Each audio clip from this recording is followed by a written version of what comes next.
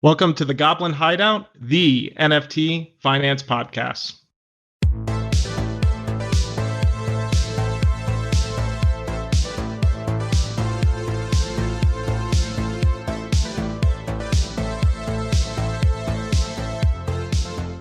I'm Helmas and joined by my co-host Terry. And today we have special guest Michael. Michael's a DeFi aficionado, basically thinks about bonding curves in his sleep. Michael, how's it going? It's great. Thanks, Helmas. Great to be here. And I'm super excited to learn more about Sudoswap. This is the reason why we're all here and why we're on is to talk. We also have Xerox Mons from Sudoswap. Glad you were able to join us. And first things first, could you provide just a little introduction on yourself, some background on Sudoswap? Thanks again for having me on here. Hello, everyone. For people who don't know, I'm both developer and founder at Sudoswap, which people might know today as this OTC platform that's powered by the 0x protocol. It first started as a way to just help people like the NFT community perform different NFT for NFT swaps. And more recently, we've been working on this new marketplace type protocol for NFTs. Can you give us a TLDR on what Sudoswap is, what it does, and then quick background of why you chose to start the project and really why now? Short answer is Sudoswap, the new sort of AMM protocol that we've been working on, is a way to hopefully let people buy and sell NFTs with lower slippage than they might be used to on existing marketplaces. And it tries to do this by providing more options for sellers who want to, maybe bulk list, and also providing ideally lower fees, both in terms of protocol fees and gas fees when buying one or more NFTs at the same time. That's great to hear. And we'd love to walk through an example, for example, Alice and Bob, of a pool/bonding curve creator as well as a trader, thinking about it from both sides. For people who aren't aware, the sort of high-level architecture that we have set up for pseudo AMM is that liquidity providers are people who might want to deposit NFTs to sell or deposit tokens to swap for NFTs, and they'll manage a pool that has some price that they set. So for a given collection, you can think about each pool as sort of being like a listing that has one or more items, and you could have lots of these different listings at different price points. And then for traders who want to buy, the idea is that they'll sort through and just find the ones that have the lowest marginal cost. So you might, buy one from the cheapest pool and then buy another one from a different pool if you were buying multiple. And it's the same direction for selling, where people, deposit different funds that they might want to purchase NFTs for. And if you're selling, you can sort of choose which pools have the best marginal rate for your item. For the pools themselves, as a seller, can I have complete arbitrary support in terms of determining the shape of my bonding curve? I guess how exactly do the pools work? As a seller, similar to what you might be used to for other platforms where you want to adjust listing price, you can change that at any point where, if you feel like your items aren't selling, you can make them cheaper. Or if, you want to capture a larger spread, you can make the curve steeper as you sell more items. So there's a lot of flexibility that you have over how you want the price to change at any point. Right. So given that flexibility, I assume there will be multiple pools. And is it a situation where I can join someone else's pool, for example, provide ETH to someone's curve, and then, in exchange for when someone comes in and purchases an NFT? It does not work like that. So the way that pools work is a little bit more like individual listings, but in the sense that a listing might have, one or more items. So each person sort of manages their own pool, and then the buying happens in aggregate across all of the different pools that are available. Thinking more about what type of curve to choose, maybe could you walk us through some bonding curve shapes in general and what that expresses in terms of the thesis for the NFT? For example, if something's more steep versus something that's more flat. The way we've been talking about curves, at least in sort of the language that we've been using, is drawing lots of parallels with concentrated liquidity, and that a lot of people, might have more experience with Uni v3.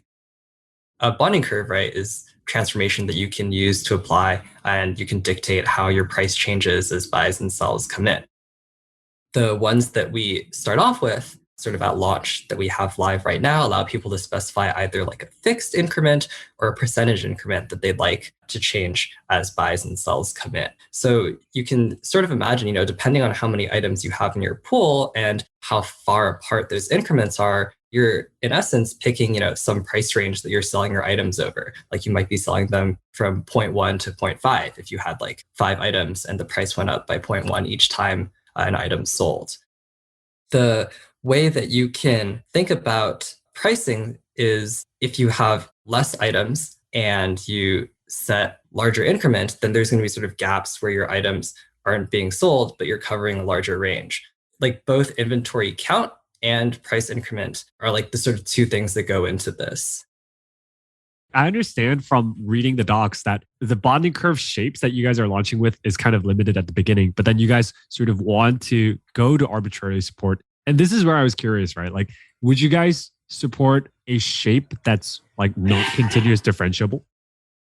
You don't even need to have something that's like path dependent, right? The idea is we have a very flexible bonding curve interface where you just call out some function to sort of return the price, and you have some parameters that you can pass in. And it can be stateful or stateless. So right now, we're doing things that are essentially pure, where the function is just like a function of what the current state is. And in this case, it's just like pricing.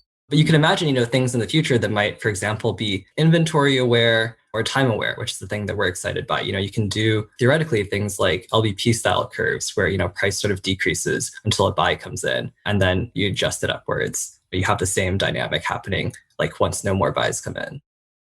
So the bonding curve is not only arbitrary in shape, but it's also arbitrary in terms of any of the parameters it can take. It can read from state, like it could even take in sort of like the ETH price from some oracle.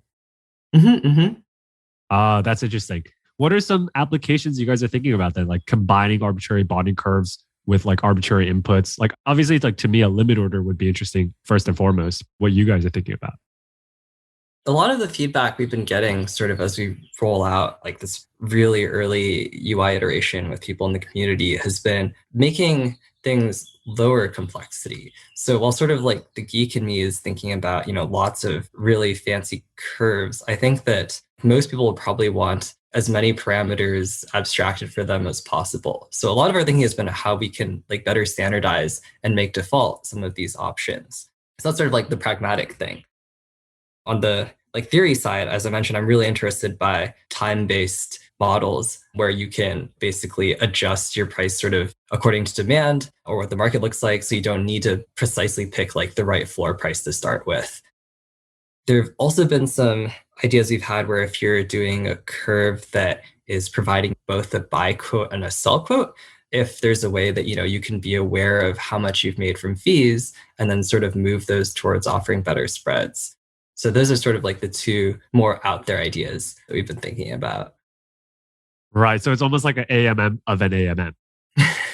That's interesting. Like one of the most important aspects of the protocol would be some sort of aggregator, right? For like the NFT seller, for example, that is transacting and looking at all these different bonding curves and trying to find the best marginal price.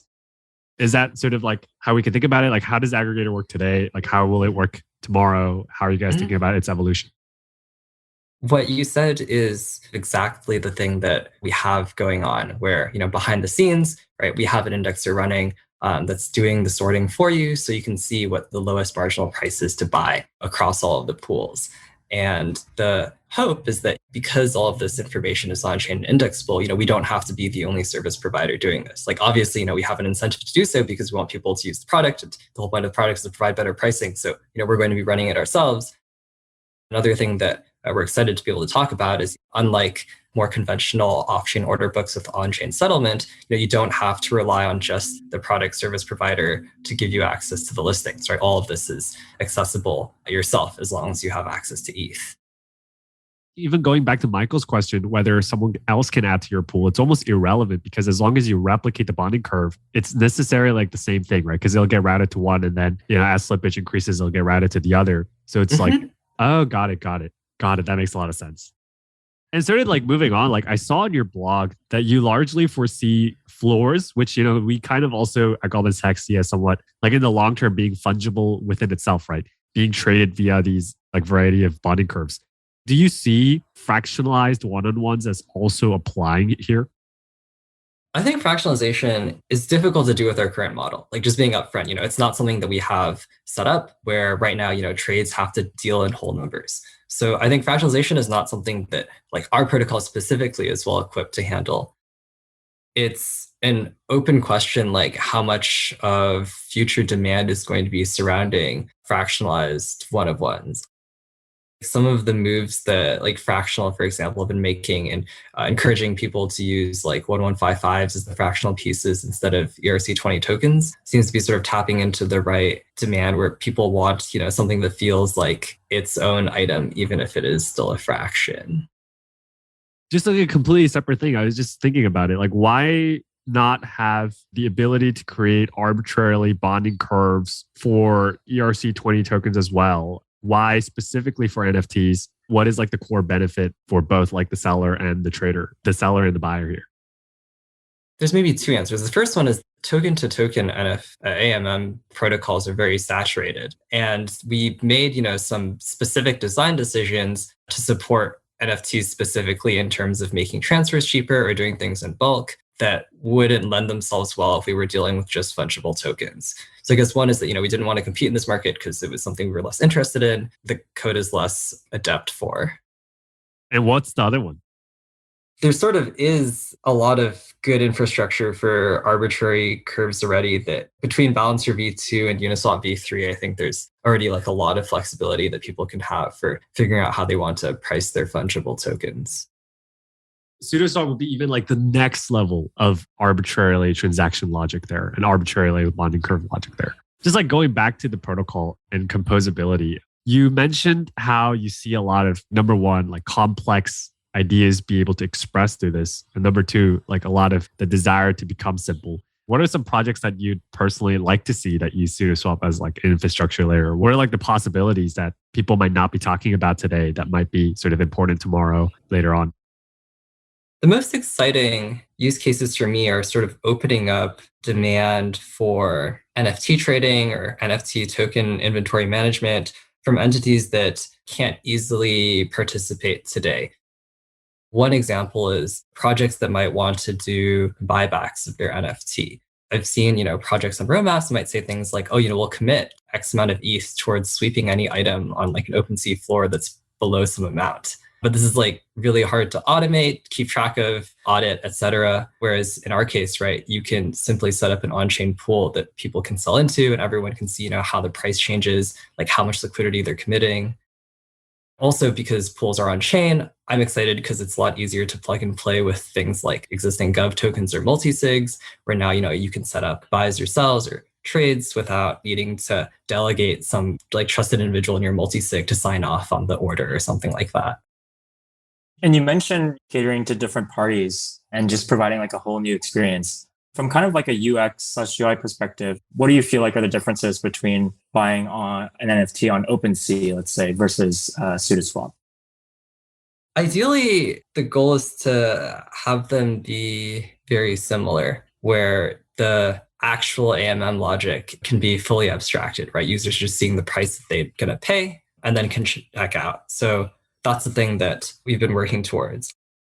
The thing that has been more challenging so far has been figuring out how to reconcile, like by default, we have this very AM-centric pool-based architecture, but we want to make it more similar to the ways that people are used to listing their items, which is sort of like a different type of UX flow. So that's been the main thing that we've been thinking about and getting feedback from early users right now. That's great to hear that you're iterating and hearing feedback from users. And in terms of the different parties, actually, do you think that the UI itself would potentially in the future cater to different consumer segments, such as like traders versus hodlers versus DAOs, let's say, that are sweeping? Or are you thinking of a more uniform design for the front end? The main goal is to cater to people who want to be buying or selling 1 to 5 NFTs at a time, where some of the more advanced features might be gated behind like an expert type of view. So that's the setup that we're aiming to do, where, by default, you have just like simple listings and purchases. And then if you know what you're doing, there's a lot more guts you can mess with, but probably all of that won't be exposed by default. From a marketing perspective, how are you guys thinking about bringing Sudoswap to the masses? There's two main things to be focusing on. One is, as I mentioned before, there's a lot more sort of complexity inherent with the model. So simplifying both like the buying and listing process is the main thing to do on the product end. In terms of advertising, right, one of the things that we think is a big strength is lower friction when it comes to fees, both transactional and like protocol wise. In the same way that, sometimes people might use the existing OTC platform to conduct like some sort of sale. I think that's also the marketing angle that we'll be going for like this new marketplace. What we can do is like zoom out a little bit. NFT Finance just in general has developed a ton in the past year. And I'm just curious, like, what are some of the learnings you've kind of picked up that have helped like shape your decision when building Sudoswap? Probably the more surprising one was that a lot of the direct DeFi parallels are maybe less attractive to people in the NFT space, where like, having more focus on individuality or the actual assets can often be quite desirable, even if it means that you're sacrificing some efficiency from trying to homogenize. One of the defaults that we had early on when going through the product like a few months ago was we have some stuff in the code that makes it very easy to just efficiently grab a random item out of a pool, or like not random, but like for all intents and purposes, random. One of the like early feedbacks we got was people wanted to be able to, look at the items that they were getting. So that involved doing some restructuring on the product end, so we could reorder items as they got more expensive as people were buying them. But this is because, people wanted to look at the items they were getting or like have control over them, even when the focus is, in our case, on floor pricing or floors. Where do you see like NFT finance just kind of migrating over the next year from a general level? And it doesn't have to be, maybe talk about the differences between peer-to-peer, peer-to-pool, how you see those competing and evolving. Would be really curious about very high level. Where is NFT finance going according to you? You all work much more closely with protocols like NFT Fi, so maybe it just hasn't reached my bubble. But I feel like there's been a lot less demand for money market type protocols, either if like the NFT itself or some intermediary is used as collateral compared to normal fungible tokens. And I guess in some ways, part of this has to do with, collection sizes being like 10K sort of limits naturally, how deep the markets can be.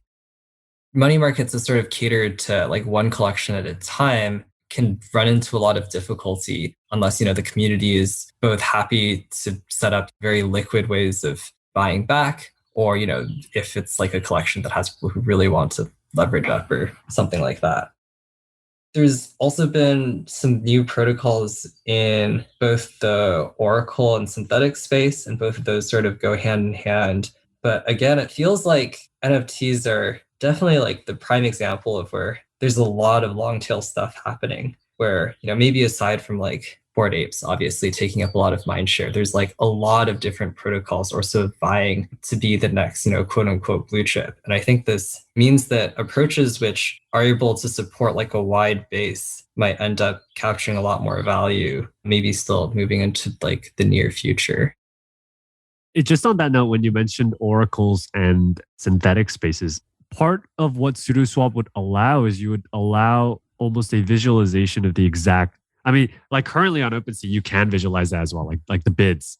But a lot of it is just the asks, right? But then with Sudoswap, you'll be able to visualize the sort of exact order book of the bids, compiling together all the bonding curves. Like, have you guys thought of that, how you would use that information or where that information might be useful for other people? So we did early on talk about how, the pools themselves could serve as some sort of oracle, exactly as you say, like sort of looking at the pools in aggregate provides useful information. The downside was I don't think we've yet to come up with the method that makes this information very accessible on chain. So, unlike a Uniswap TWAP, there's not a very straightforward way of being able to set this information up so other contracts can access it. But, for like off-chain analysis, or for protocols that are able to incorporate an off-chain component, right? We certainly think it's useful. And one of the things that R2 do is like similar to like an info.uniswap type visualization, we want to have something for this for like existing pseudo pools. If we look at the NFT market in general, do you have any out of consensus takes on anything that very few people maybe agree with you or disagree with you on? I think I'll have to think a little bit about that one. Little last minute curveball in there. That's no problem. One thing that we didn't get at the beginning was what were you doing prior to Sudoswap, and how did you kind of like get interested in crypto? What were you doing before then? I'd be curious to know that as well. Sudoswap sort of spawned out this phase where I was working on different NFT related projects. So for people who don't know, the handle that I go by, 0xmons, also refers to this like GAN NFT project, which is sort of like my first foray into NFTs. And, from there, the community of collectors, which is really vibrant, had people who sometimes want to do things like, oh, I want to trade my GAN monster for another one. And Steve Klapanoff, who's a great friend and used to work at 0x, had pointed out 0x protocol was maybe a good fit. So I looked into that and eventually built like the first version of Sudoswap a year ago. And people were using it then in like a much more haphazard manner where like the entire trade itself was encoded into the URL. So you had these like fat URLs that people were sending back to back, making it like really peer-to-peer in that sense. That was sort of a thing that existed. I worked on a few other sort of standalone projects, like tried to work with NFTs when they were supported on ZK Sync, did a thing where people could do like trustless Chainlink powered lotteries for NFTs. A lot of my thinking was still about how we could improve the marketplace experience for NFTs. Last summer, I was thinking about like bonding curve ideas. And then eventually that ended up being whole setup, but we ended up spending like months to build out fully. What were you doing prior to crypto? I was doing machine learning type things. I thought that I had like considered going to do a PhD in like machine learning. So that sort of informed like some of the early data analysis ML type things that I put into like the 0xmons project. Before I close it off, guys, Michael, Terry, do you guys have anything that you'd like to ask? Not particularly on my side, but I just like for all the listeners out there, I'd love a TLDR on how the protocol works. Really quickly over everything we went over. If you were to just like describe Sudoswap in just like a sentence, I'm just curious what it would be. I think about Sudoswap as almost like on-chain order book plus plus. So people can make listings of one or more items or, one or more tokens to either sell or buy. And then traders can, just take the opposite side and purchase items available for sale or sell into outstanding buy orders. And Michael, do you have anything else? You've been on quite a journey since thinking about going to school for a PhD.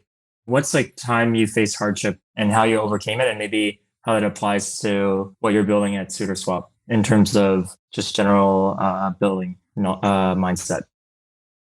A little bit more background was that like all the way before I started 0xmons, I was actually working on like this separate project where I was just doing like mod type duties. And the creator of the project basically like slow rugged and disappeared. And a lot of people from 0xmons sort of came over from there.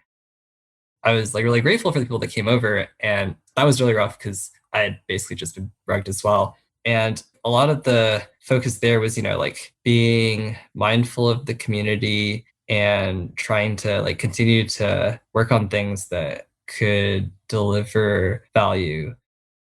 There's a lot of sometimes sensible advice about when you should pivot, work on something else, maybe like discarding what you're working on entirely. For me personally, I found a lot of really fortunate success in trying to like continue to bring the same group of people over, even as we tried different endeavors.